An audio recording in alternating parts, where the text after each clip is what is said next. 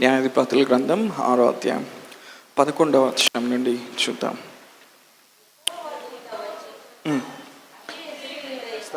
గిద్యోను, చిత్తము నా ఏలేనివాడ, యెహోవా మాకు తోడైండని ఎడల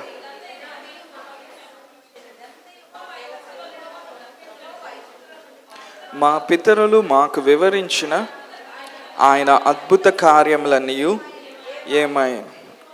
యెహోవా మమ్మల్ని విడిచిపెట్టి మిద్యానీయుల చేతికి మమ్మల్ని అప్పగించినని అతనితో చెప్పాను. అంతటా యెహోవా అతని తట్టు తిరిగి బలం తెచ్చుకొని వెళ్ళి మిద్యానీయుల చేతిలో నుండి ఇశ్రాయేలీలను రక్షింపుము, నిన్ను పంపిన వాడును నేనే అని చెప్పగా. 15వ వచనం అందరం చదువుతామా?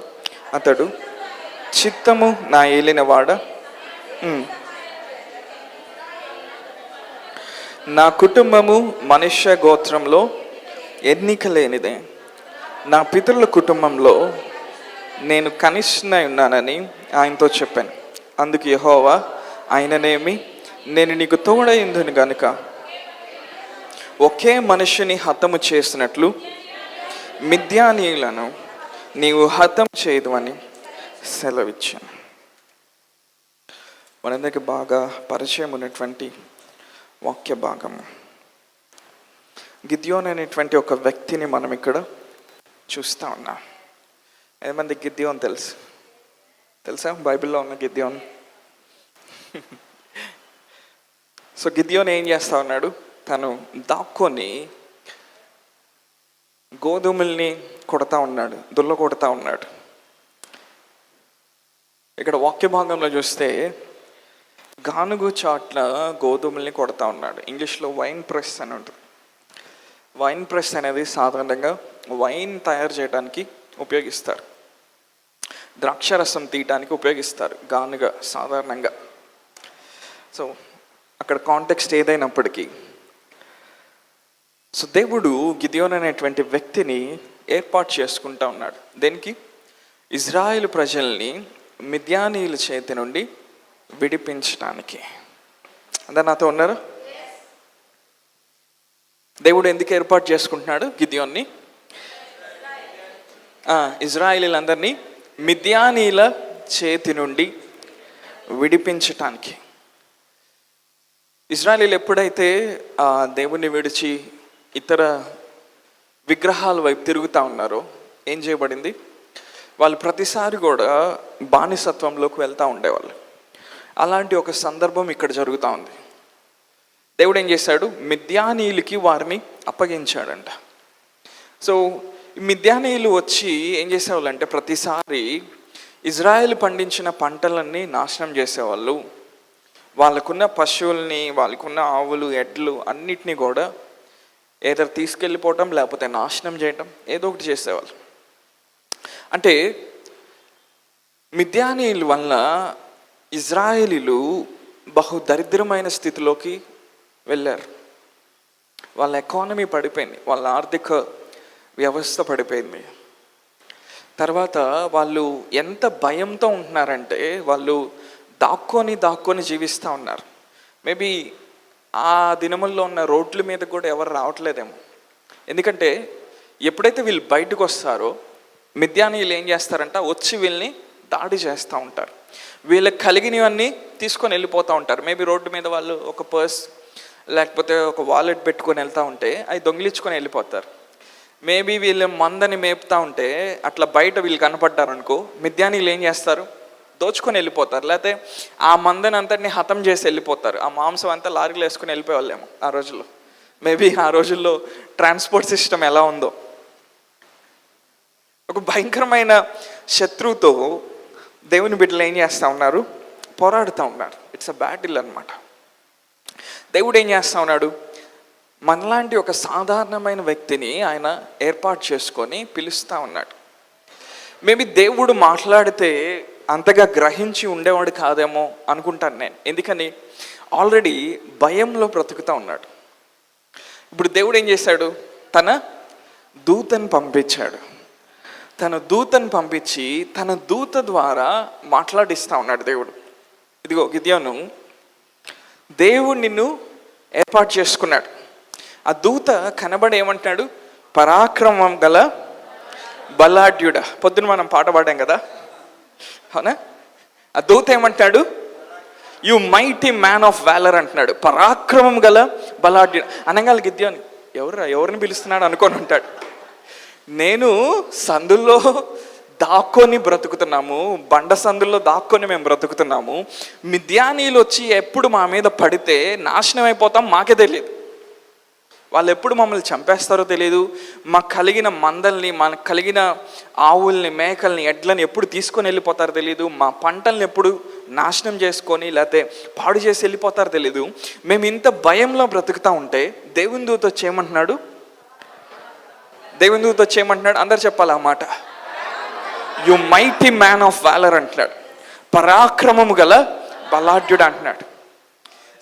దేవుడు గిద్యోన్ని పిలుస్తూ ఉన్నప్పుడు వేరే వాళ్ళని ఎవరిని రిఫర్ చేయట్లా.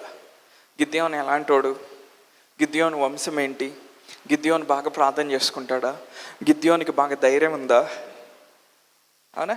దేవుడు మనల్ని కూడా తన రాజ్యంలోకి ఆయన పిలుచుకున్నాడు. మనల్ని హల్లెలూయా. తన రక్తం ఇచ్చి తన సొత్తైన ప్రజలుగా ఆయన మనల్ని ఏర్పాటు చేసుకున్నాడు. మనం మంచోళ్ళం కానప్పటికీ, అంటే కొంతమంది మంచోళ్ళు ఉంటారులే, నేనైతే మంచోడిని కాదు ఒకప్పుడు, మేబీ ఏదేమైనప్పటికీ, అవునా? సో దేవుడు ఏం చేశాడు? తన రాజ్యంలోకి ఆయన మనల్ని పిలుచుకున్నాడు.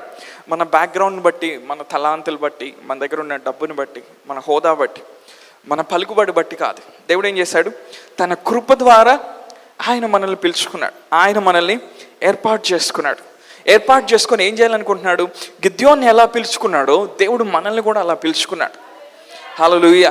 కానీ గిద్యోన్ యొక్క ఉద్దేశం ఏంటి? అతడు చేయాల్సిన పని ఏంటి? ఇజ్రాయిల్ ప్రజల్ని మిద్యానీయుల చేతిలోండి విడిపించాలి. హల్లెలూయా.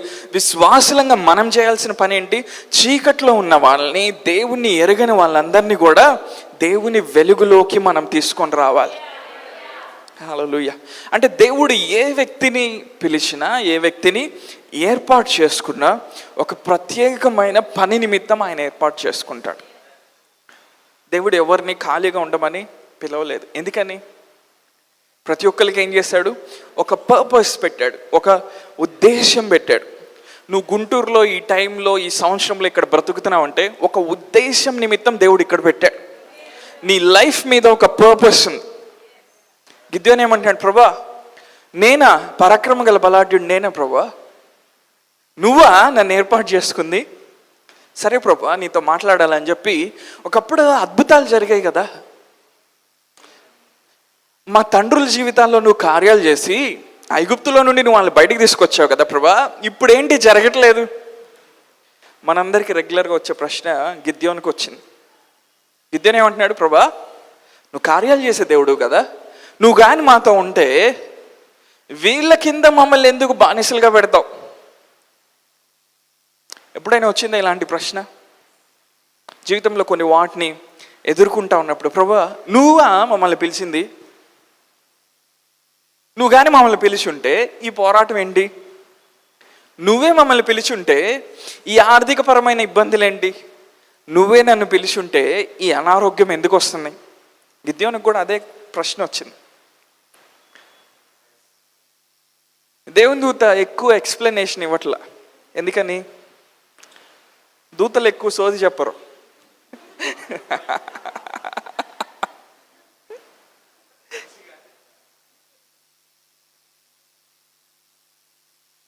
వాటికి ఎక్స్ప్లెనేషన్ ఇవ్వడం రాదు, ఎక్స్ప్లెనేషన్ ఇవ్వవు. ఎందుకని? అవి చెప్పినట్టు వినలేదనుకో ఏదో ఒకటి చేసి వెళ్ళిపోతాయి. దేవుడు కాదు దయ చూపించడానికి, దూతలు చాలా డిఫరెంట్గా పనిచేస్తారు. అవునా? ఒక చోట మనం చూస్తే ఒక దూత 185,000 మందిని చంపగలదంట. వాళ్ళొక అసైన్మెంట్ మీద వస్తారు, ఒక పని మీద దేవుని బిడ్డలను దర్శించడానికి వస్తారు. అందుకని దూతతో నువ్వు ఎప్పుడు వాదించలేవు, నువ్వు దేవునితో వాదించవచ్చు. ఇప్పుడు గిద్యోన్తో వచ్చి మాట్లాడుతూ ఉన్నాడు. గిద్యోన్ ఏమంటున్నాడు? చిత్తం నా ఏలినవాడా, యెహోవా మాకు తోడై ఉండిన ఎడల ఇదంతయు మాకేలా సంభవించాను. యెహోవా ఐగుప్తులో నుండి మమ్మల్ని రప్పించినని చెప్పుచు మా పితరులు మాకు వివరించిన ఆయన అద్భుత కార్యములన్నీ ఏమాయను. యెహోవా మమ్మల్ని విడిచిపెట్టి మిద్యానీయుల చేతికి మమ్మను అప్పగించినని అతనితో చెప్పాను. దేవుడు పిలిచినప్పుడు గిద్యోను ఏమంటున్నాడు? దేవుడే కానీ మమ్మల్ని ఏర్పాటు చేసుకుంటే, నేను చెప్తున్నాను చాలా జాగ్రత్తగా వినండి, ఇక్కడే మన బ్రేక్ త్రూ ఉంది. దేవుడే కానీ మనల్ని ఏర్పాటు చేసుకుంటే ఇలాంటి పరిస్థితుల్లో మనల్ని ఎందుకు పెడతాడు? దేవుడే కానీ మనల్ని పిలిస్తే మనకెందుకు ఇలా జరుగుతుంది? దేవుడే కానీ మనల్ని ఏర్పాటు చేసుకుంటే మనమెందుకు ఇదే తక్కువ స్థితిలో ఉంటాము? ప్రశ్న వచ్చింది ఎప్పుడైనా? అది కానీ రాకపోతే నువ్వు జీవితంలో పైకి రావు. గిద్యోను ప్రశ్నలు వేస్తూ ఉన్నాడు, తన సంజాయిషి చెప్తా ఉన్నాడు, కొన్ని జరగనటువంటి విషయాలు చెప్తా ఉన్నాడు. కానీ గిద్యోను he has got a right mind, సరైన మనసు కలిగి ఉన్నాడు. హల్లెలూయా. గిద్యోను ఏం కలిగి ఉన్నాడు? He has got a right mind. అంటే గిద్యోనుకు ఒకటి తెలుసు, దేవుడు వాళ్ళతో ఉంటే దేవుడు ఎప్పుడు కార్యాలు చేస్తాడు. దేవుడు వాళ్ళకి తోడుగా ఉంటే మిద్యానీయులు కాదు, అమాలేకీయులు కాదు, ఎవరు కాదు, ఎవరి కింద కూడా వాళ్ళని బానిసలుగా పెట్టడు. గిద్యోను యొక్క ఆలోచన విధానం చూడండి. దేవుడు వారితో ఉంటే వారి పితరులు ఆయనకి చెప్పిన కార్యములు, దేవుడు చేసిన కార్యములు, వాళ్ళ పితరులు ఏవి మాట్లాడుతూ వచ్చారో అవి ఇప్పుడు కూడా ఆయన జరిగిస్తాడు. హల్లెలూయా. గిద్యోను ఒక రైట్ డైరెక్షన్లో ఆలోచిస్తూ ఉన్నాడు. హల్లెలూయా. ఈరోజు నేనేం మాట్లాడుతూ ఉన్నాను? The law of the mind గురించి మాట్లాడుతూ ఉన్నాను. నీ మనసు యొక్క నియమం గురించి మాట్లాడుతూ ఉన్నాను. నీ మనసు ఎప్పుడైతే సరైన రీతిలో ఆలోచించదో నీ జీవితం అనేది కొలాప్స్ అయిపోద్ది. నీ మనసు ఎప్పుడైతే రైట్ డైరెక్షన్లో ఆలోచించదో నీ లైఫ్ అనేది ప్యారలైజ్ అయిపోద్ది. నీ ఆత్మీయత అనేది ప్యారలైజ్ అయిపోద్ది. నీ ఫైనాన్సెస్ అనేవి ప్యారలైజ్ అయిపోతాయి. నీ స్పిరిచువల్ లైఫ్ ప్యారలైజ్ అయిపోద్ది. నీ హెల్త్ కూడా కుంటుపడిపోద్ది. దేవుడు ఏం చేశాడు? మనందరికీ ఒక మనసు ఇచ్చాడు. ఎంతమందికి మనసు ఇచ్చాడు దేవుడు? దేవుడు ప్రతిసారి మనతో ఏదైనా మాట్లాడినప్పుడు అపవాది ఏం చేస్తాడంటే మన గతాన్ని మనకు గుర్తు చేస్తాడు. అపవాది అనేవాడు ఒక మాస్టర్ టాక్టిషియన్ అనమాట, ఒక మాస్టర్ ఎక్స్పర్ట్ అనమాట. ఎందులో? అక్యూజ్ చేయటంలో, సహోదరుల మీద నేరారోపణ చేయటంలో, సహోదరుల మీద నేరం మోపటంలో అపవాది ఎవరు? ఒక ఎక్స్పర్ట్. ప్రతిసారి దేవుని యొక్క వాక్కు నీ దగ్గరకు వచ్చినప్పుడు నీకేం గుర్తు వస్తుంది తెలుసా? మనకెందుకు జరుగుతుందిలే అనిపించింది ఎప్పుడైనా? దేవుని ఆశీర్వాదం గురించి విని విని విని విని ఓ 4-5 రోజులు ప్రార్థన చేసి ఏం జరగకపోయేసరికి చెప్పేవాళ్ళు భలే చెప్తారులే బ్రదర్. గిద్యోను కూడా అలానే అనుకుంటున్నాడు. కానీ గిద్యోని యొక్క మనసు అనేది వెలిగించబడింది. హల్లెలూయా. గిద్యోని యొక్క మనసు ఏమైంది? ఎన్లైటన్ చేయబడింది. అపవాది ఏం చేస్తాడంటే మన మనసులో ఉన్న ఆ బంధకాల్ని వాడుకుంటాడు. He always uses your past to make sure that you will not step into your future. అపవాది ఏం చేస్తాడు? నీ గతాన్ని వాడుకొని నీ భవిష్యత్తులో నువ్వు అడుగు పెట్టకుండా నిన్ను ఆపుతూ ఉంటాడు. ఏం వాడుకుంటాడు అపవాది? నీ గతాన్ని వాడుకుంటాడు. ప్రతిసారి నీ హృదయాన్ని సరి చేసుకోమన్నప్పుడు నీకేం గుర్తొస్తుంది? 150 సంవత్సరాల క్రితం చేసిన పాపం గుర్తొచ్చేది కొంతమందికి. అంటే దాని అర్థం ఎప్పుడో జరిగిపోయినాయి అని. అవునా? అపవాది ఏం చేస్తాడు? వాటికి కొంచెం చిన్నగా ఆయిల్ పోసి చిన్నగా మంట వెలిగిస్తాడు. ఆలోచిస్తూ ఉంటాడు, నిజమే కదా, ఒకప్పుడు నేను అలాంటి వాడిని కదా, ఒకప్పుడు నేను అలా చేశాను కదా, ఈరోజు దేవుడు ఏమైనా చేయగలుగుతాడా? దేవుడు ఏంటి ఇలా మాట్లాడుతున్నాడు? అపవాది ఏం చేస్తాడు? నీ గతాన్ని వాడుకుంటాడు. గొప్ప విషయం ఏంటంటే, గుడ్ న్యూస్ ఏంటంటే, క్రీస్తులో నీ గతం అనేది కొట్టివేయబడింది. నీ నెగిటివ్ పాస్ట్ అనేది క్రీస్తులో కొట్టివేయబడింది. నువ్వు దాన్ని నమ్మటం ప్రారంభించాలి. Because it is a revolution, it is an absolute truth. అది సత్యం. వాక్యం ఏం చెప్తుంది? వాక్యంలోకి వెళ్దాం ఒకసారి. 2 కొరింథీయులు 5:17-16 నుంచి చూద్దాం. కావున ఇక మీదట మేము శరీర రీతిగా ఎవరినైనాను ఎరగము, మేము క్రీస్తుని శరీర రీతిగా ఎరిగి ఉండినను ఇక మీదట ఆయనను అలాగ ఎరగము. 2 కొరింథీయులు 5:17 కాగా ఎవడైనను క్రీస్తునందుని ఎడల వాడు నూతన సృష్టి, పాతవి గతించెను, ఇదిగో క్రొత్తవాయెను.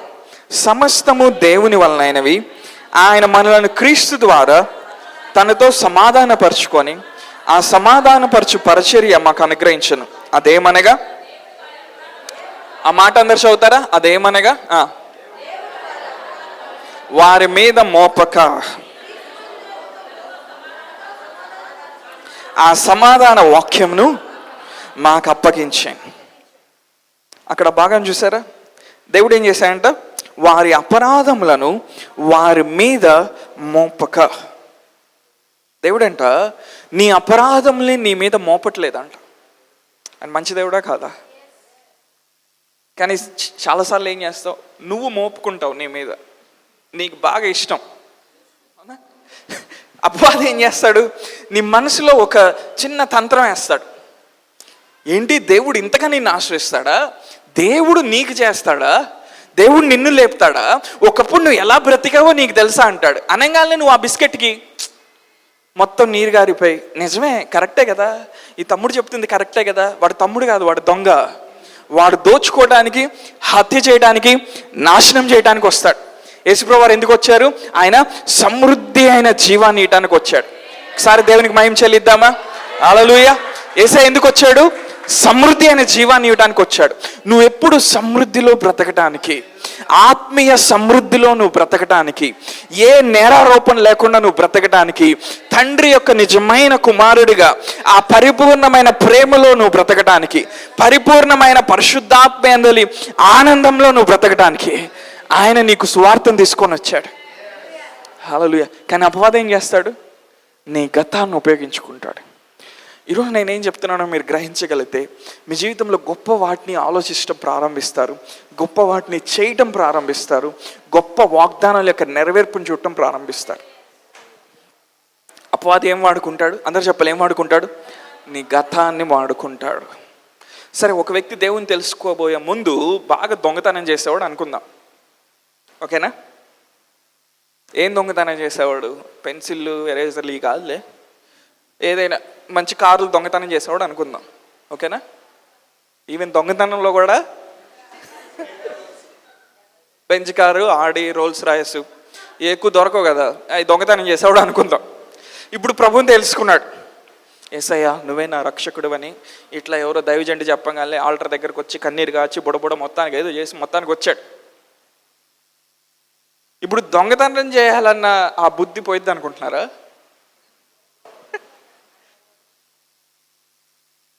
పోయిద్దా పోదా? ప్రభువుని తెలుసుకున్నప్పుడు నువ్వు ఇంటి బయట బాగా సాడీలు చెప్పేదాన్ని అనుకో, అంటే ఇప్పుడు జనరేషన్ వాళ్ళు తక్కువలే, అప్పుడు జనరేషన్ వాళ్ళు. ఇప్పుడు ప్రభువుని తెలుసుకున్న తర్వాత 2 ముక్కలు ప్రార్థన చేయగానే సాడీలు చెప్పే బుద్ధి పోయిద్దా? పోదు. ఎందుకని? వాక్యము నీ వద్దకు వచ్చి నువ్వు ఆ వాక్యానికి అనుమతి ఇవ్వాలి. నీ మనసు మారేటట్టుగా నువ్వు ఆ వాక్యానికి ఏం చేయాలి? నువ్వు అనుమతి ఇవ్వాలి. ఎప్పుడైతే నీ మనసు మారుతుందో, నీ మనసు మీద ఆ యొక్క బుద్ధి యొక్క కాడి విరిగిపోయినప్పుడు ఇప్పుడు ఏమవుతుంది? నువ్వు క్రీస్తు వలె బ్రతకడం నువ్వు ప్రారంభిస్తూ ఉంటావు. హల్లెలూయా. కానీ ఎప్పుడైతే నీ మనస్సుని నువ్వు వాక్యం ద్వారా నూతన పరచుకోవో, అప్పుడు ఏం అలవాట్లు ఉన్నాయో ఇప్పుడు అయ్యే అలవాట్లు ఉంటాయి. ఎంతమంది నాతో ఉన్నారు? చాలామంది బాప్తీసం తీసుకోగానే దేవుని తెలుసుకో, నాకు శోధనలు వస్తున్నాయి బ్రదర్. హలో, శోధనలు రావటం కాదు, నువ్వు బతుకుతుందే శోధనలో. ఎప్పుడు నువ్వు వాక్యాన్ని తీసుకోకండి. అందుకే పౌలు ఒక చోట ఏమన్నాడు? మీరు ఇప్పుడే పుట్టిన శిశువుల వలె వాక్యం అనే పాలని మీరు ఏం చేయాలంట?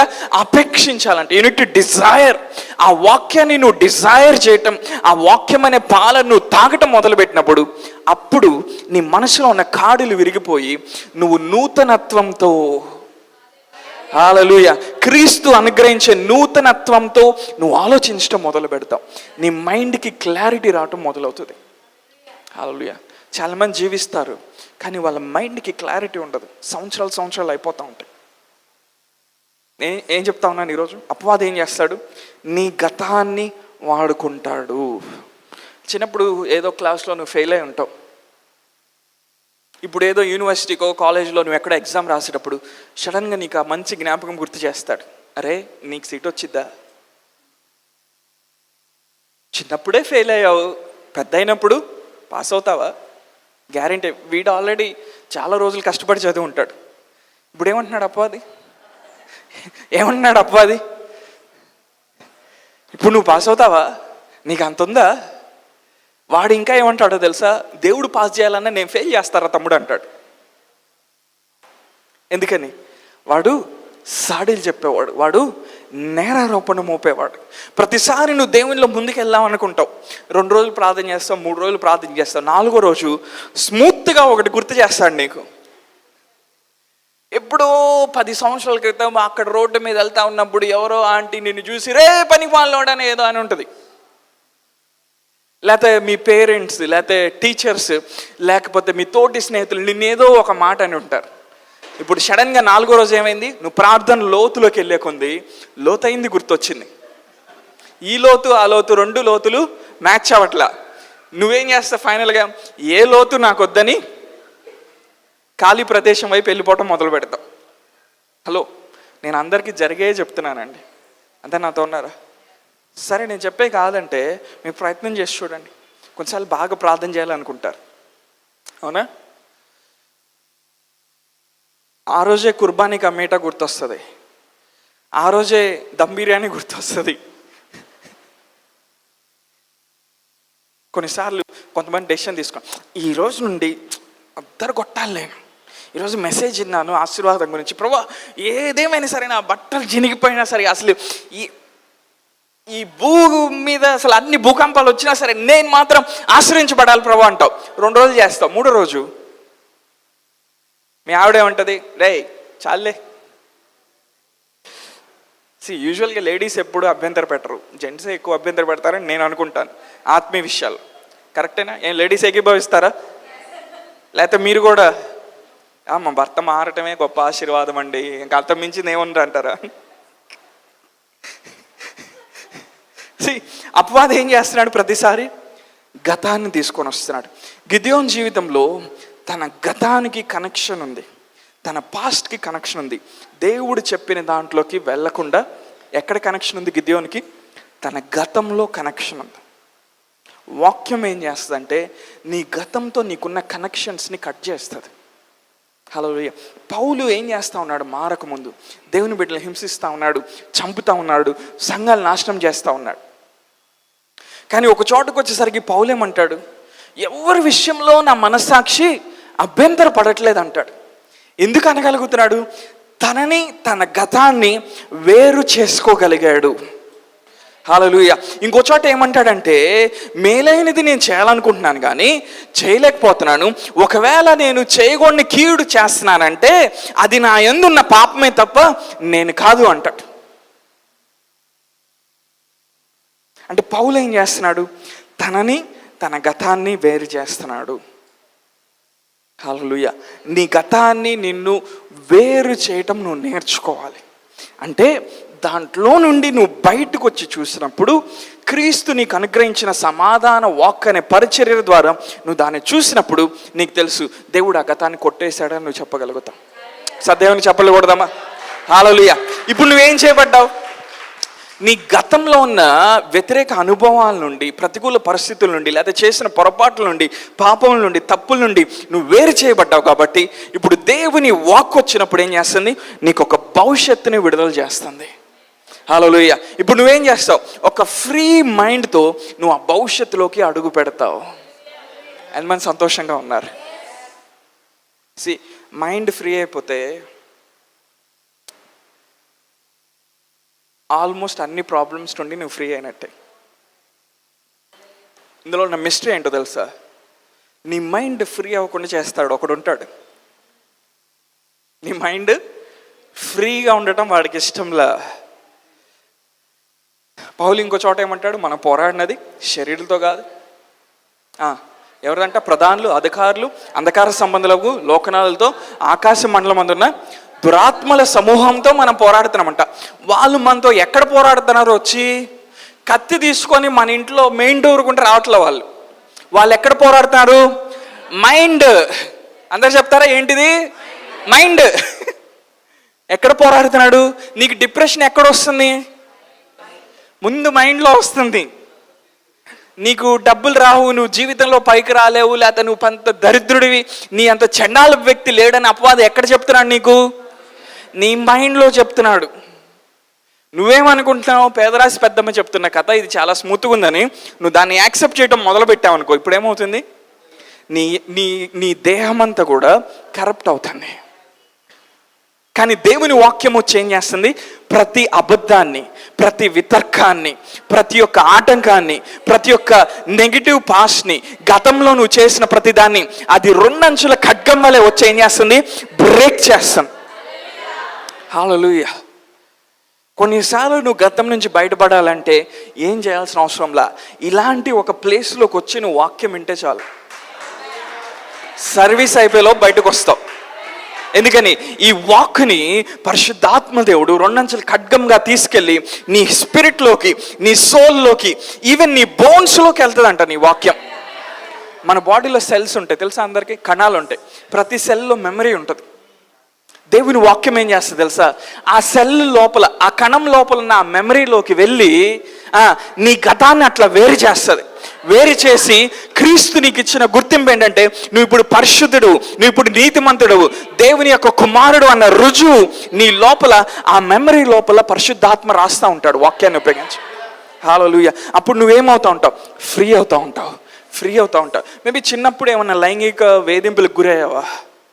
దేవుడు నీ గతాన్ని వేరు చేశాడు. హల్లెలూయా. నిన్ను రెస్టోర్ చేశాడు.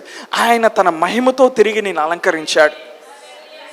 ఆ అనుభవం నుంచి ఆ స్త్రీ కానీ ఆ పురుషుడు కానీ బయటకు వచ్చిన తర్వాత వాళ్ళకి ఎలా ఉంటుందంటే దాన్ని చూసినప్పుడు నాకు అసలు ఎప్పుడు జరగలేదు అనిపిస్తుంది. అది రెస్టోరేషన్ అంటే. అంటే అది దేవుడు అంత లోతుగా ఆయన నిన్ను స్వస్థపరుస్తాడు. ఎంత లోతుగా స్వస్థపరుస్తాడంటే ఆ చేదు అనుభవం నీకు అసలు ఎప్పుడు జరిగినట్టు కూడా అనిపించదు. మేబీ దాని గురించి చూసిన మాట్లాడిన ఈరోజు నీకేమో అనిపించదు. ఎందుకని? నువ్వు లోపల స్వస్థపడ్డావు. హల్లెలూయా. నీ మనసు వాక్యం యొక్క ద్వారా, వాక్యం యొక్క శక్తి ద్వారా నూతన పరచబడతా వచ్చింది. హల్లెలూయా. ఈరోజు పరిశుద్ధాత్మ దేవుడు ఏం చేస్తా ఉన్నాడు? నీ గతంలో ఉన్న చేదు అనుభవాల నుంచి విడిపించి నీకు తన మాటను పంపించి భవిష్యత్తులోకి నువ్వు అడుగులు వేసేటట్టు చేస్తున్నాడు. ఎంతమంది నాతో ఉన్నారు?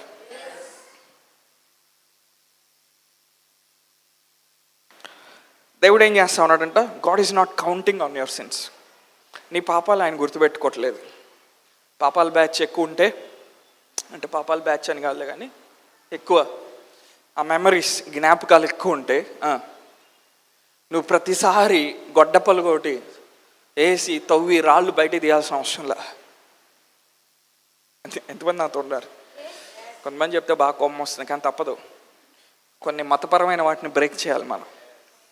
దేవుడు ప్రతిసారి నేను బ్లెస్ చేస్తూ ఉన్నప్పుడు, దేవుడు ప్రతిసారి నీకు ఒక వాక్ ఇచ్చి వాక్ ద్వారా నీతో మాట్లాడుతున్నప్పుడు నీ గతాన్ని రిఫర్ చేయట్లా ఆయన. దేవుడు గిద్యోన్ని లేపేటప్పుడు గిద్యోని యొక్క గతంతో దేవుడు మాట్లాడట్లా, గిద్యోని యొక్క ప్రస్తుతంతో, గిద్యోని యొక్క భవిష్యత్తుతో దేవుడు మాట్లాడుతున్నాడు.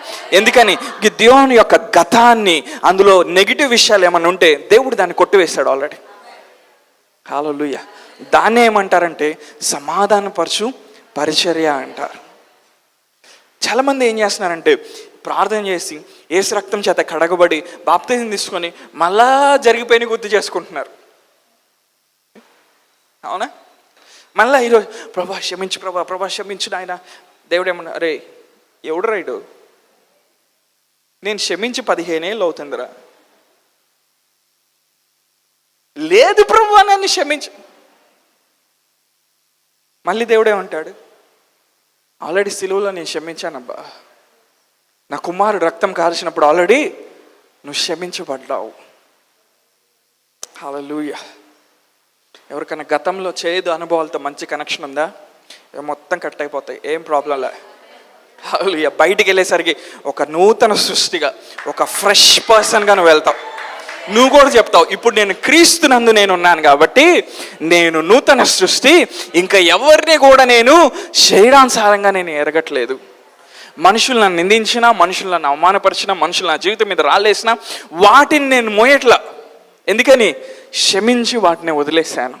నేను ఒక నూతనమైన సృష్టిని, దేవుని ఆత్మచేత నింపబడిన వాడిని, పరిశుద్ధాత్మ నాలో ఉన్నాడు, ఆయన నాతో మాట్లాడుతున్నాడు, ఆయన నన్ను నడిపిస్తున్నాడు అని నువ్వు ఎప్పుడైతే చెప్పడం మొదలు పెడతావో దేవుడు ఇచ్చిన అద్భుతమైన భవిష్యత్తులోకి నువ్వు అడుగు పెట్టడం మొదలు పెడతావు. హల్లెలూయా. ఎంతమంది సంతోషంగా ఉన్నారు?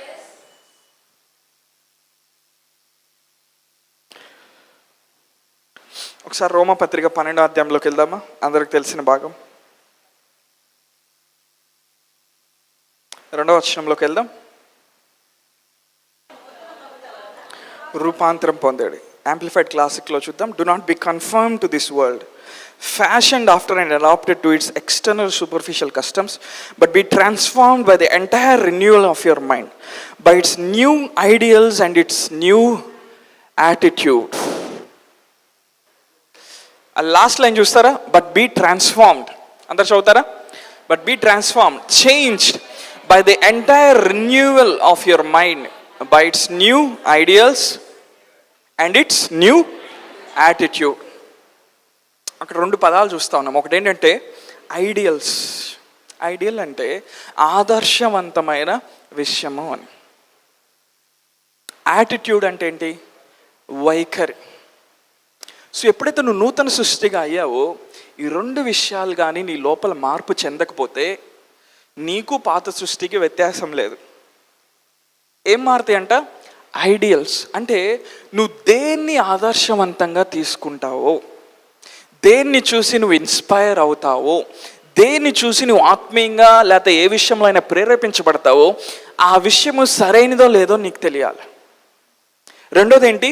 యాటిట్యూడ్. అంటే నీ వైఖరి. నీ వైఖరి అంటే నిన్ను ఎలా చూసుకుంటున్నావో, నీ పరిస్థితులను నువ్వు ఎలా చూస్తున్నావో. అది ఏంటి? నిన్ను నువ్వు ఎలా చూసుకుంటున్నావు. కొంతమంది వాళ్ళు ఎలా చూసుకుంటారు తెలుసా? పొద్దున్న లేచి అద్దం ముందు కనపడి, వీడా ఎందుకు పనికిరాడు కదా. వాక్యంలో ఉంది, తొందరపడి మాట్లాడొద్దంట. ఎందుకంటే అక్కడ వినటానికి దూత ఉంటాడంట.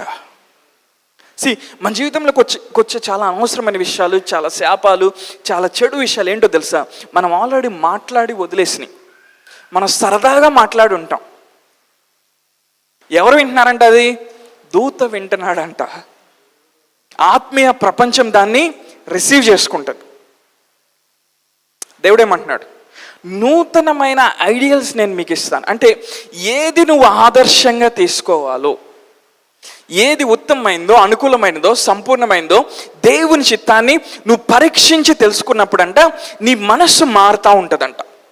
తర్వాత నీ వైఖరి ఏం చేస్తుందంటే నీ ప్రాబ్లమ్స్ని నువ్వు ఎలా చూడాలో నేర్పిస్తుంది. చాలామంది వాళ్ళ సమస్యలను ఎట్లా చూస్తారు తెలుసా? భూతద్దాల్లో చూస్తూ ఉంటారు. అందుకని ఎప్పుడు బయటికి రాలేరు. నీ సమస్యను నువ్వు ఎలా చూడాలంటే దేవుడిచ్చిన జ్ఞానంతో నువ్వు చూడాలి. నీ ఆత్మీయ నేత్రాలు తెరవబడినప్పుడు ఆ సమస్య గురించిన అవగాహన దేవుడు నీకు ఇస్తాడు. ఆ సమస్యను నువ్వు ఎలా చూడాలో నేర్పిస్తాడు. క్రీస్తు యొక్క కనుదృష్టిలో నుండి నువ్వు ఆ సమస్యను చూడటం మొదలు పెడతావు. హల్లెలూయా. అలా చూడటం మొదలు పెట్టినప్పుడు నీ మనసు ఏమవుతుంది? మారుతుంది, నూతన పరచబడుతుంది, రూపాంతరం చెందుతుంది. ఎవరికైతే మనసులో మార్పు చెందుంటారో వాళ్ళు చాలా పవర్ఫుల్గా ఉంటారు. హల్లెలూయా. నేను చెప్పాను, బాగా ప్రార్థన చేసేవాళ్ళు పవర్ఫుల్గా ఉంటారని చెప్పట్లా. ఉండొచ్చు, ఛాన్సెస్ ఉన్నాయి. కానీ వాళ్ళు ఎంత ప్రార్థన చేసినా వాళ్ళ మైండ్ మారకపోతే ఏం మారాలంట? Be transformed by the renewing of your mind. మీ మనస్సు మారి నూతన మౌట వల్ల ఏం చేయాలంట? రూపాంతరం అంటే ఇప్పుడు గొంగళ పురుగు ఏం చేస్తుంది? అది సీతాకోక చిలకలాగా మారుతుంది. అంటే గొంగళ పురుగుగా ఉన్నప్పుడు దాని దగ్గర ఒక మహిమ ఉంది, There is a certain kind of glory upon the caterpillar, but when it turns into a butterfly, కానీ అది సీతాకోక చిలుకగా మారినప్పుడు డిఫరెంట్ గ్లోరీ దాని మీదకి వస్తుంది. నీ మనస్సు ఎప్పుడైతే చెడు విషయాల్ని ఆలోచించి నెగిటివ్ విషయాల మీద, డిప్రెషన్ మీద, వీటిలో కొట్టుమిట్టాడుతూ ఉంటుందో ఒక గ్లోరీ ఉంటుంది నీ మీద. కానీ నీ మనసు ఎప్పుడైతే నూతన పరచబడి ఈ వాక్యం యొక్క ప్రత్యక్షతలో నుండి ఆలోచించడం మొదలు పెడుతుందో there is a different glory. Hallelujah. గొంగళి పురుగుని ఎవరు ఇష్టపడరు, సీతాకోక చిలుకని అందరు ఇష్టపడతారు. ఎందుకని? It is reflecting certain kind of glory. దేవుడు మనల్ని అలా డిజైన్ చేశాడు. హల్లెలూయా. సమస్త గ్లోరీ కలిగిన యేసయ్యే మన లోపల ఉన్నాడు. కానీ మన మనస్సు ఎప్పుడైతే నూతన పరచబడుతుందో, అద్భుతమైన విషయం చెప్పంటారా, ఒక క్రైస్తవుడికి, ఒక విశ్వాసికి డిప్రెషన్ అనేది లేదు. డిప్రెషన్ రాదు అని నేను చెప్పట్లా. సత్యం ఏంటి? డిప్రెషన్ అనేది లేదు, నిరాశ అనేది లేదు, నిస్పృహ అనేది లేదు, నిరీక్షణ కోల్పోయిన స్థితి అనేది లేదు. అవి దాడి చేయొచ్చు, కానీ అవి మనవి కాదు. ఎంతమంది నాతో ఉన్నారు? అవి దాడి చేయొచ్చు, అవి నేను అటాక్ చేయొచ్చు. హల్లెలూయా. ఏలియాని డిప్రెషన్ అటాక్ చేసింది. ఏలియాని ఏమి అటాక్ చేసింది? నిరాశ. చచ్చిపోయేంత నిరాశ వచ్చింది ఏలియాకి. ఏలియా నిరాశ ఒకటి కాదు. ఏలియా వేరు, నిరాశ వేరు. నువ్వు వేరు, నీకు వచ్చే డిప్రెషన్ వేరు. ఇద్దరు ఒకటి కాదు. హల్లెలూయా. నువ్వు వేరు, నీకు వచ్చే బలహీనమైన ఆలోచనలు వేరు. ఇద్దరు ఒకటి కాదు. కొన్నిసార్లు కొన్ని వాతావరణంలోకి మనం వెళ్ళినప్పుడు బలహీనమైన ఆలోచనలు వస్తాయి. కొన్నిసార్లు మనం అలా ఖాళీగా ఆలోచిస్తా వేరే వాటికి మన మనసులో చోటిచ్చినప్పుడు బలహీనమైన ఆలోచనలు వస్తాయి. అది నువ్వు కాదు. నువ్వు అప్పుడు ఏం చేయాలి? ప్రభా, నేను ఇది కాదు ప్రభా, నా ఆలోచన కాదు ఇది, నేను ఆలోచిస్తుంది కాదు ఇది, ఈ బలహీనమైన ఆలోచనలు నావి కాదు. నేను క్రీస్తుతో పాటు పరలోక ప్రదేశంలో సమస్తమైన శక్తి, ప్రభుత్వం, ఆధిపత్యం కంటే పైగా నేను కూర్చుని పెట్టబడ్డాను. ఈ డిప్రెషన్ అనేది నాది కాదు, ఈ నిరాశ అనేది నాది కాదు. నీ నోరు తెరిచి నువ్వు ఎప్పుడైతే చెప్పడం మొదలు పెడతావు, నమ్మటం ఎప్పుడైతే నువ్వు మొదలు పెడతావు, డిప్రెషన్ నీకు రాదు ఇంకా. హల్లెలూయా. డిప్రెషన్ లేకుండా బ్రతకొచ్చు అంటే బ్రతకొచ్చు, కానీ అది నీ విధేయత మీద ఆధారపడి ఉంటుంది. హల్లెలూయా.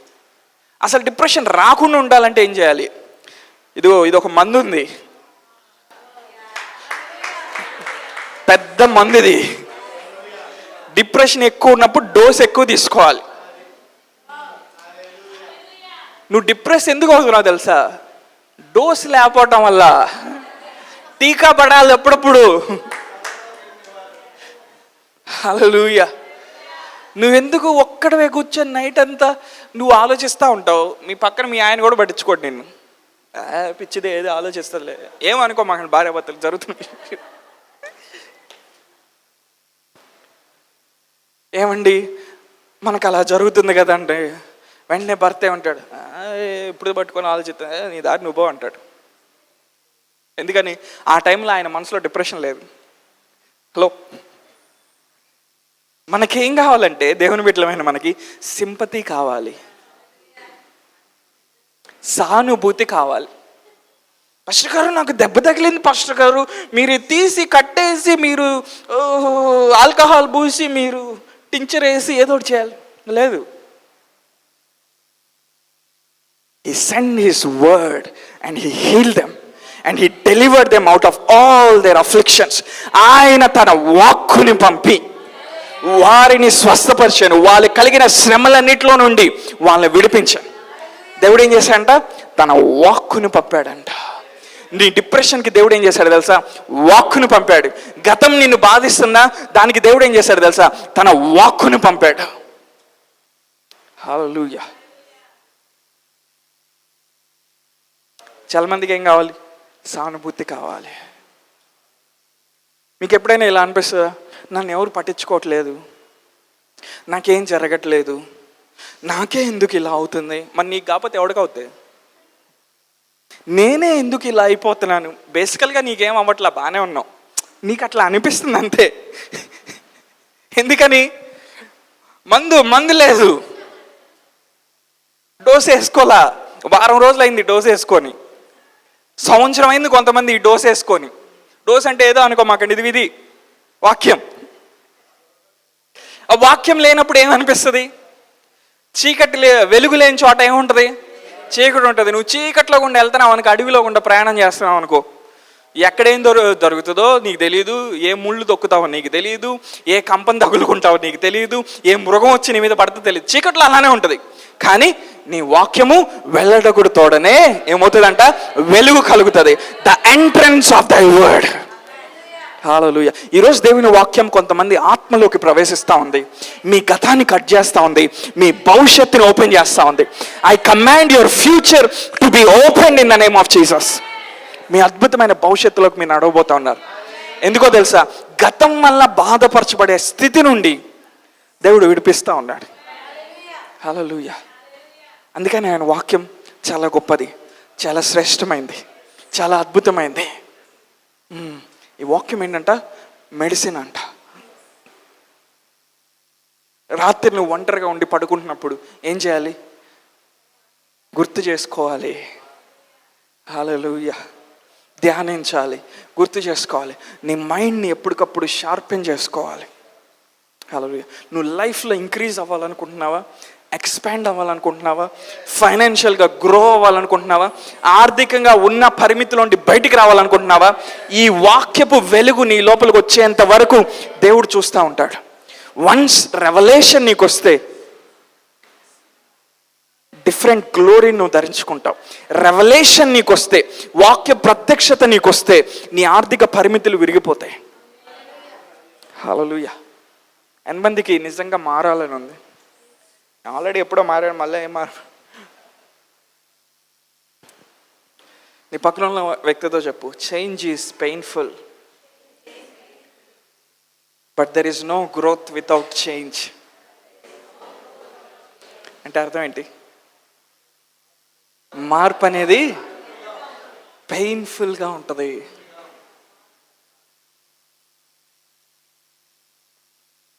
ప్రాఫెసీలు అన్నీ వస్తాయి.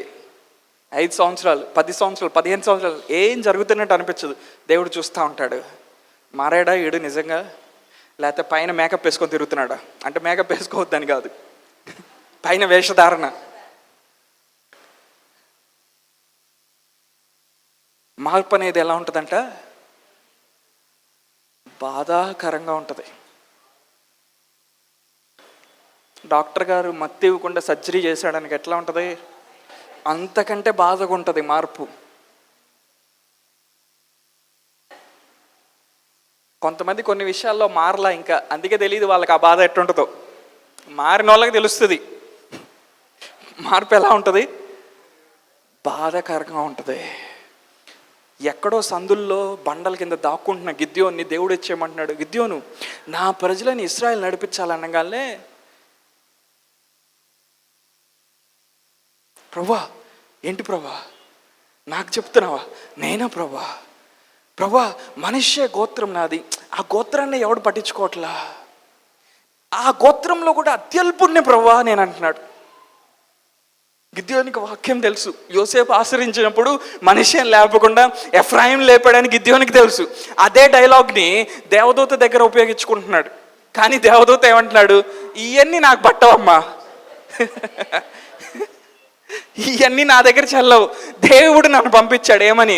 నిన్ను పరాక్రమైన బలాఢ్యుడిగా లేపమని. నువ్వు వెళ్తున్నావు, నువ్వు వెళ్ళి మిద్యానీల్ని జయించి వాళ్ళు మీ దగ్గర నుండి తీసుకున్నాయన్ని అనేక రెట్లు తిరిగి నువ్వు తీసుకొని రాబోతున్నావు. దేవుడు మనల్ని అందుకు పెట్టాడు ఈ భూమి మీద. హల్లెలూయా. మన స్వాస్థ్యం, దేవుడు మనకు ఒక ఇన్హెరిటెన్స్ ఇచ్చాడు. భౌతికంగా మనకు స్వాస్థ్యం ఇచ్చాడు, ఆత్మీయంగా మనకు స్వాస్థ్యం ఇచ్చాడు. గిద్యోన్ లాంటి నోబడీస్ని ఎవరు పట్టించుకొని గిద్యోన్ లాంటి వ్యక్తిని దేవుడు లేపాడంటే, దేవుడు మనల్ని లేపుతా ఉన్నాడు. ఏ శత్రువు అయితే నిన్ను బాధించాడో, ఏ ఫైనాన్షియల్ లిమిటేషన్ అయితే నిన్ను బాధించిందో, ఎక్కడ నువ్వు ఆత్మీయంగా ముందుకు వెళ్ళకుండా ఆగిపోయావు, దానికే నువ్వు బాధ తెప్పించేవాడుగా ఉంటావు. హల్లెలూయా. ఎంతమంది నాతో ఉన్నారు? దేవుడు మనల్ని పిలిచాడు. ఈరోజు ఈ వాక్యం ఎవరైతే వింటున్నారో, మీ పరిమితులు దాటి మీరు బయటకు వస్తారు. అవుట్ ఆఫ్ ద బాక్స్ ఆలోచించడం నేర్చుకుంటారు. మీ గుడారపు తాళ్ళని మీరు విశాలపరచడం ప్రారంభిస్తారు. నీ మనస్సుని దేవుడు ఎక్స్పాండ్ చేస్తూ ఉంటాడు. వాక్యం విన్నప్పుడు దేవుడు అబ్రాహాంతో అన్నాడు, అబ్రాహాం చూడు, ఉత్తర పడమర తూర్పు దక్షిణ వైపు చూడు, ఇదిగో నువ్వు ఎక్కడి వరకు చూస్తే నేను నీకు అక్కడి వరకు ఇస్తాను. హల్లెలూయా. అబ్రాహాం ఏం చేశాడంట? దేవుణ్ణి నమ్మటం ప్రారంభించాడు. హల్లెలూయా. నీ లాజికల్ మైండ్ తర్కించే నీ మనసు ఏం చెప్తుందంటే, ఇది ఎట్లా జరుగుద్ది, ఇది ఎట్లా ఇద్ది, నువ్వెట్లా మారుతావు, నువ్వు ఎంత దరిద్రుడువో నీకు తెలుసు కదా. నీ మనసు ఏమంటది? నువ్వు ఎంత భయంకరమైన వ్యక్తివో నీకు తెలుసు, నువ్వు ఎట్లా మారుతావు అబ్బా. సైతాన్ ఏమంటాడు వచ్చి, బ్రదరు, ఆడు కూడా బ్రదర్ అని పిలుస్తాడేమో. పాస్టర్ ప్రార్థన అంటే దేవుడు ఆలకిస్తాడు, నీ ప్రార్థన ఎందుకు ఆలకిస్తాడు బ్రదర్? అసలు నువ్వేమనుకుంటున్నావు నీ గురించి? వాళ్ళకంటే జరుగుతాయి బ్రదర్, మనకెందుకు జరుగుతాయిలే. జరగకూడదని నువ్వే చెప్తున్నావు అమ్మా నీ నోటితో, మళ్ళా జరుగుతాయి అని ప్రార్థన చేయ మాకు. హలో, నువ్వేం చేస్తున్నావు? నీ నోటితోనే నువ్వు చెప్తున్నావు, నాకేం జరగట్లేదు, నాకేం అవ్వట్లేదు, నా జీవితంలో ఏం కదట్లేదు. ఎవరు వింటున్నారు? అది ఆత్మీయ ప్రపంచం వింటా ఉంది, దేవుని దూత వింటా ఉన్నాడు. కానీ నువ్వేం చెప్పాలి? నేను నూతన సృష్టిగా చేయబడ్డాను, నేను ఎక్కడికి నడిస్తే దేవుడు అక్కడ నాకు ద్వారాలు తెరుస్తాడు, దేవుడు నా మీద కటాక్షం చూపిస్తాడు, దేవుడు నా బిడ్డల మీద కటాక్షం చూపిస్తాడు, దేవుడు నా ఆర్థిక స్థితి మీద కటాక్షం చూపుతాడు, ఆయన లేపుతాడు. ఈ శాలరీ సరిపోవట్లేదా, దేవుడు ఇంకా తన ధననిధిలో నుండి సర్వ సమృద్ధిని నాకు తీసుకొని వస్తాడు అని నువ్వు మాట్లాడటం మొదలుపెట్టినప్పుడు దూతలు వెళ్ళి ఏం చేస్తాయి? ఆ కార్యాన్ని జరిగించడం ప్రారంభిస్తాయి. హల్లెలూయా. మన మనసు ఏం చేయాలంట? మార్చబడాలంట. హల్లెలూయా. నేను చెప్తా ఉన్నాను, మన మనస్సు వాక్యం ద్వారా నూతన పరచబడే కొంది. యేసుప్రభు వారు అంజూరపు చెట్టు దగ్గరికి వెళ్ళి ఏమంటున్నాడు? నువ్వు ఫలం ఇవ్వకపోతే ఎప్పటికీ నీ లోపల నుండి ఫలం రాదంటున్నాడు. ఎందుకని? ఒక దేవుని కుమారుడు ఎప్పుడు వెళ్ళినా అక్కడ ఫలం రావాల్సిందే. హల్లెలూయా. దేవునికి సీజన్స్తో పనిలే కొన్నిసార్లు. హల్లెలూయా. దేవుడు కొన్నిసార్లు నేను లేపడానికి, నీ జీవితంలో కార్యాలు చేయడానికి ఏదో కైరోస్ మూమెంట్స్, ఏదో ఈపోక్ సీజన్స్ కోసం దేవుడు కనిపెట్టట్లా, ఏదో సీజన్ కోసం కనిపెట్టట్లా. నువ్వు సిద్ధంగా ఉన్నావా? హల్లెలూయా. దేవుని కుమారుడిగా నువ్వు ప్రత్యక్షం అవటం మొదలు పెట్టావా? ఆయన వాక్కు ద్వారా నువ్వు మార్చబడ్డావా? నీ లోపల you carry a different glory man. Hallelujah. 1 కోటి రూపాయలు, 3 కోట్లు, 4 కోట్లు ఉన్న లోన్స్ 5-6 నెలల్లో క్లియర్ అయిపోతాయి. నీ మైండ్ మారితే, నీ మనస్సు రూపాంతరం చెందితే నువ్వు ఎంత పవర్ఫుల్గా అవుతావు నీకు తెలియదు. ఎందుకని? ఆల్రెడీ నువ్వు స్పిరిట్లో ప్రార్థన చేస్తావు, కానీ ప్రతిసారి నీకు అడ్డుపడేది ఏంటి? నీ మైండ్. ప్రతిసారి నువ్వు ముందుకు వెళ్ళావంటే నేను వెనక్కి లాగేదేంటి? నీ గతం, నీ అనుభవాలు, నీ ఆలోచనలు. ఈ వాక్యం అనే మందును నువ్వు తీసుకొని నీ మనసు నువ్వు ట్రైన్ చేసుకోవటం మొదలు పెట్టావా, సృష్టి నీకు లోబట్టం మొదలు పెడతాది. హల్లెలూయా. ఎందుకు? మనస్సు రూపాంతరం చెందినప్పుడు, మారినప్పుడు సృష్టిలో ఉన్న ప్రతిదీ లోబడుతుంది. ఈ మనస్సు మార్పు చెందినప్పుడు ఆర్థిక వనరులు అంటే వస్తాయి అంతే. హల్లెలూయా. నీ మనసు నువ్వు మారకుండా ప్రభా ఉష్ అని నువ్వు భాషల్లో ప్రార్థన చేసి అది చేసి ఇది చేసి I command money to come, I command this to come. ఏం కమాండ్ రా బాబు అంటే దేవదూతలు. బట్ నీ మైండ్ మారినప్పుడు, ట్రాన్స్ఫార్మ్ అయినప్పుడు you manifest a different glory. ఒక మహిమ నీ లోపల నుండి బయటకు వస్తుంది. ఆ మహిమను చూసి భూలోకం వణుకుతూ ఉంటుంది, ఆ మహిమను చూసి సృష్టి భయపడతా ఉంటుంది, ఆ మహిమను చూసి దేవుని కుమారుడిగా సృష్టిని గుర్తిస్తూ ఉంటుంది. హల్లెలూయా. ఒకసారి మీ మైండ్ మీద చేయబెట్టుకోండి, దేవునితో చెప్పండి, ప్రభా ఈ మైండ్కున్న negative past, limitations, financial limitations, spiritual limitations, ప్రతి విధమైన డిప్రెషన్, ప్రతి విధమైన నిరాశ, గతాన్ని చూసి బాధపడే స్థితి, ప్రతి విధమైన చేతు జ్ఞాపకాలు ఈరోజు నీ సన్నిధిలో నీ అభిషేకం ద్వారా విరిగిపోనట్లుగా నేను మాట్లాడుతూ ఉన్నాను. ఇప్పుడు మైండ్ ఏమవుతుంది? క్లారిటీ వస్తుంది, ఫ్రీ అవుతుంది, నువ్వు నమ్మగలుగుతావు. మైండ్ మారాలంటే ఏం చేయాలి? ఆల్రెడీ టైం అయిపోయింది. ఓకే, మైండ్ మారాలంటే ఏం చేయాలి? ధ్యానించాలి. ధ్యానించాలి. అందరు చెప్తారు ఆ మాట ఏంటి? ధ్యానించాలంటే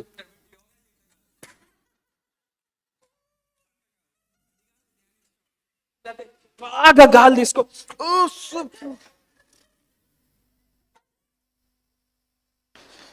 ధ్యానించడం అంటే స్తోత్రం స్తోత్రం స్తోత్రం స్తోత్రం స్తోత్రం స్తోత్రం అంటాం కాదు. సుత్తే అక్కడే ఉండదు. ఆడ ఆలోచించాలి, ప్రభా నీ వాక్యం ఏం చెప్తుంది ఆయన? నా దేవుడు తన మహిమలో ఉండి నా ప్రతి అవసరతను తీరుస్తాడు. నువ్వు ధ్యానించే కొంది నీ ఆత్మీయ నేత్రాలు తెరవబడతాయి. నువ్వు చూడగలుగుతావు.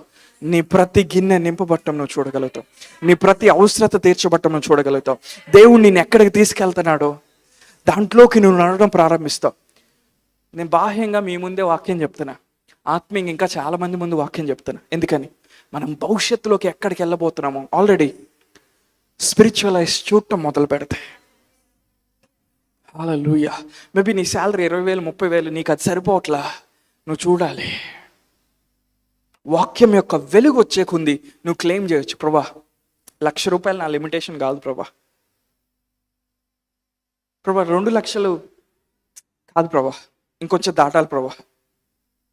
అది నువ్వు ఊహించుకోవట్లా. వెలుగు. మధ్య ఒకళ్ళు ఒక ప్రశ్న నన్ను అడిగారు, దేవుణ్ణి ఎక్కడ దాకా మనం అడగొచ్చు అని అడిగారు. ఆన్సర్ ఏంటో తెలుసా? ఈ వాక్యపు వెలుగు వస్తే ఆ వెలుగు ఎక్కడ దాకా చూపిస్తుందో అక్కడ దాకా నీకు అడగచ్చు. హల్లెలూయా. నువ్వు మారుతి 800 అడగచ్చు, బెంజ్ కార్ అని అడగచ్చు. రెండు డిఫరెన్స్ ఏంటో తెలుసా? వాక్యపు వెలుగు. హల్లెలూయా. ఆ వాక్యం వచ్చి నీ హృదయం మీద పడి నీ మనసును మార్చి నీకు ఒక దర్శనం చూపిస్తుంది. నువ్వు ఏంటో నువ్వు తెలుసుకోవటం మొదలు పెడతావు. దేవుని వాక్యం నీ లోపల పనిచేస్తున్నప్పుడు. అంతకుముందు వాక్యం నీ లోపల వెలిగింపు నొందకముందు నువ్వు ఎట్లా ఉంటావు? భయపడతా, అభద్రతా భావంతో, డబ్బులు సరిపోతాయా లేదా, ఇది ఇలా జరుగుతుందా లేదా, అది అలా జరిగితే ఏమైద్ది. కానీ వాక్యం నీ లోపలికి వచ్చిన తర్వాత ఐఎమ్ ఏ జైంట్ కిల్లర్ అంటావు. దేవుడు నన్ను రాజుగా చేశాడు, దేవుడు నన్ను యాజకుడిగా చేసావు. ప్రతిరోజు నిద్రలేసి అద్దంలో నేను చూసుకోవాలి, రాజు వచ్చాడు అంటాడు. హల్లెలూయా. ప్రతిదీ నాకు లోబడాల్సిందే అంటావు. Image is built upon revolution. Motivational speech మీద కాదు, రెవల్యూషన్ రావాలి. ఎంతమంది నాతో ఉన్నారు? ఒక 10 నిమిషాలు తీసుకోమంటారా? ఐ థింక్ 2017 2016 టైంలో ఒక హౌస్ కోసం ప్రార్థన చేస్తున్నప్పుడు దేవుడు అన్నాడు, పేపర్ తీసుకో, పెన్ తీసుకో, ఏం కావాలి గీ అన్నాడు. As far as your eyes can see. నీ ఆత్మీయ నేత్రాలు ఎక్కడ వరకైతే చూడగలుగుతాయో అదే ఇప్పుడు మా జీవితంలో జరుగుతూ ఉంది. హల్లెలూయా. ఏదైతే చేశానో, ఏదైతే గీశానో, ఏదైతే చూశాను, as far as your eyes can see. నీ మైండ్ ఎప్పుడైతే షార్ప్గా ఉంటాం మొదలైద్దో వాక్యం ద్వారా, నువ్వు చూసినప్పుడు కూడా నీ మైండ్ షార్ప్గా ఉంటే వాక్యం ద్వారా నూతన పరచబడితే నువ్వు చూసినప్పుడు కూడా పవర్ రిలీజ్ అవుతుంది. వాక్యం ఏం చెప్తుంది? పేతురు నడిచి వెళ్ళినప్పుడు పేతురు నీడ పడితే రోగులు స్వస్థపడేవాళ్ళంట. హల్లెలూయా. నువ్వు దేవుని దగ్గర నుంచి పెద్దగా అడుగుతూ ఉంటావు, నీ మనసు చాలా చిన్నగా ఉంటుంది. ఎలా? నువ్వేం చేయాలి? వాక్యాన్ని అభ్యాసం చేయాలి, వాక్యాన్ని ధ్యానించాలి. కాలేబు అంటున్నాడు, ఒక్కసారి మనం వెళ్ళి వాళ్ళ మీద పడితే ఉంటుంది. 10 మంది వేగు చూసిన వెళ్ళొచ్చిన వాళ్ళు ఏమన్నారు? వాళ్ళేమన్నారు? అమ్మో వాళ్ళంత పెద్దోళ్ళు అనాకీలు ఉన్నారు అక్కడ, వాళ్ళ దృష్టికి మనం మిడతల్లాగా ఉన్నాము, మన దృష్టికి మనం మిడతల్లాగా ఉన్నామన్నారు. కానీ కాలేబు ఏమన్నాడు? మనం కానీ వెళ్ళి ఒక్కసారి వాళ్ళ మీద పడితే 40 సంవత్సరాల పైన కాలేబు మరి ఎంతో నిశ్చయమైన ప్రవచన వాక్కుని ధ్యానిస్తా ఉన్నాడు. హల్లెలూయా. ఎందుకంటే దేవుడు చెప్పాడు కనానుని మీకు ఇస్తానని. హల్లెలూయా. కాలేబు ఏమీ నమ్మట్ల. రోజు కాలేబు ఎలా ఆలోచించేవాడు చూడండి. దేవుడు చెప్పాడు, జరిగిస్తాడు. దేవుడు చెప్పాడు, ఆయన మాటను ధ్యానించి ధ్యానించి ధ్యానించి ఆయన మాట అయిపోయాడు కాలేబు. నీ మైండ్ మారే కొంది నువ్వేమవుతుంది తెలుసా? నువ్వు ధ్యానించే వాక్యం ఆ వాక్యం నువ్వు అయిపోతావు. నీ పరిస్థితి వచ్చినప్పుడు ఇంకా నువ్వు మాట్లాడవు, నీ లోపల ఉన్న వాక్యం మాట్లాడుతుంది. ఆ పరిస్థితి నువ్వు చూసినప్పుడు నువ్వు ఎట్లా వస్తావు? జయించిన వాడిగా బయటకు వస్తావు. ఆల్రెడీ ఇంకా పోరాటంలోకి నువ్వు వెళ్ళలా, కానీ నువ్వు ఆ పరిస్థితిని ఎట్లా చూస్తున్నావు? జయించిన ఆ కోణంలో ఉండి చూస్తా ఉన్నావు. నువ్వు దాన్ని చూడంగానే, ఆ పోరాటంలోకి నువ్వు వెళ్ళంగానే జయించి నువ్వు బయటకు వస్తూ ఉంటావు. నీ మైండ్ మాత్రమే నీ ఫ్యూచర్లోకి తీసుకెళ్తుంది. ఈ మెసేజ్ నేను మరలా రిపీట్ చేయను, అందుకే చెప్తున్నాను అనుకోండి. నీ మైండ్ మాత్రమే నీ ఫ్యూచర్లోకి తీసుకెళ్తుంది. నువ్వు చూడలేని భవిష్యత్తులోకి నువ్వు కాలు పెట్టలేవు. నువ్వు చూడాలంటే వాక్యాన్ని పట్టుకోవాలి. నీ Instagram, social media, Facebook, WhatsApp చాట్లు, నెట్ఫ్లిక్స్లో సినిమాలు, వాటన్నిటికంటే అవి నీకేం చేయలేవు. దీన్ని నువ్వు పట్టుకున్నావా, నీకు ఒక చిత్రం చూపిస్తుంది, నీకు ఒక పిక్చర్ చూపిస్తుంది. అప్పుడు నువ్వు కూడా నేను పరాక్రమం గల బలాఢ్యుని అంట. నా దేవుడు నన్ను లేపుతా ఉన్నాడు. నా కుటుంబం యొక్క పరిస్థితి మార్చడానికి, నా యొక్క తరతరాల్లో ఉన్న ఆర్థిక కాడుల్ని విరగొట్టి సమృద్ధిని చూడటానికి నా దేవుడు లేపుతా ఉన్నాడు. అనేక మంది ఎదుట ఒక సాక్షిగా ఉండటానికి, అనేక మంది ఎదుట దేవుని వెలుగుని నేను ప్రచురం చేయడానికి, దేవుని కార్యాలను నేను ప్రచురం చేయడానికి నన్ను లేపుతా ఉన్నాడని నువ్వు నమ్మటం ప్రారంభిస్తావు. హల్లెలూయా. అందరూ రెడీగా ఉన్నారు మైండ్ చేంజ్ చేసుకోవడానికి. ఎండ్ ఆఫ్ ద మెసేజ్ ఒక విషయం చెప్పనా, అంత ఈజీ కాదు. కొన్ని ఆశీర్వాదాలు పొందుకోవటం వాక్యం విని ఆమె అని చెప్పినంత ఈజీ కాదు. యాకోబు ఏమంటున్నాడు ఆ దూతతో పోరాడేటప్పుడు? నువ్వు నన్ను దీవిస్తేనే కానీ. యాకోబు మీద దీవెన లేదా? దీవెన ఉంది, లోపల మార్పు జరగల. యాకోబు ఇజ్రాయేల్గా అవ్వలా, మోసగాడిగానే ఉన్నాడు. ఇప్పుడు ఆ మోసగాడికి దీవెన సరిగ్గా పనిచేయట్లా. దీవెన వస్తుంది కానీ శత్రువు కూడా వస్తున్నాడు. కానీ యెహోవా ఆశీర్వాదం ఏం చేస్తుంది? ఐశ్వర్యం తీసుకొని వస్తుంది. And it adds no sorrow to it. ఏ శ్రమ, ఏ బాధ దానికి ముడిపడి ఉండదు. ఇప్పుడు యాకోబు ఏమంటున్నాడు? నువ్వు నన్ను దీవిస్తేనే కానీ నేను పోనీని అంటున్నాడు. ఆ దూత ఏమంటున్నాడు? నీ పేరేంటి? ఇక్కడ నుంచి నువ్వు యాకోబు కాదు, ఇజ్రాయేలు. హల్లెలూయా. మోసగాడు ఏమైపోయాడు? ఇప్పుడు ఒక ఆశ్రయించబడిన దేశం అయ్యా. హల్లెలూయా. ఆ దినం మొదలుకొని శత్రువు ఎప్పుడు యాకోబుని బాధించలా తెలుసా? అక్కడ బ్రేక్ త్రూ జరిగింది. హల్లెలూయా. దేవుని ఆశీర్వాదం నీ మీద ఉంది. దేవుడు నేను ఆల్రెడీ అభిషేకించాడు, ఆశ్రయించాడు. కానీ అది ఎందుకు ఫ్లో అవ్వట్లేదంటే నీ మైండ్ మారలా. నువ్వు దాన్ని మార్చుకోవడానికి ఇష్టపడట్లా. మన మైండ్ కూడా అంతే. మన అనుభవాలకి, మన గతానికి, మన చేదు జ్ఞాపకాలకు అలవాటు పడి ఉంటుంది. నువ్వేం చేయాలి? ఇది నాది కాదు. నువ్వు ఒక లైన్ డ్రా చేయటం నేర్చుకోవాలి. శత్రువు నిన్ను వచ్చి నేరారోపణ చేస్తా ఉన్నప్పుడు ఒక లైన్ డ్రా చేయటం నేర్చుకోవాలి. అపవాది అది నేను కాదు, ఆ పొరపాటు నాది కాదు, ఆ గతం నాది కాదు, నేను క్రీస్తునందు నూతన సృష్టిని. హల్లెలూయా. వెంటనే నీ మైండ్ క్లారిటీ వచ్చేస్తుంది. ఎంతమంది నాతో ఉన్నారు? కళ్ళు మూసుకుందామా ఎక్కడ ఉన్నా కానీ.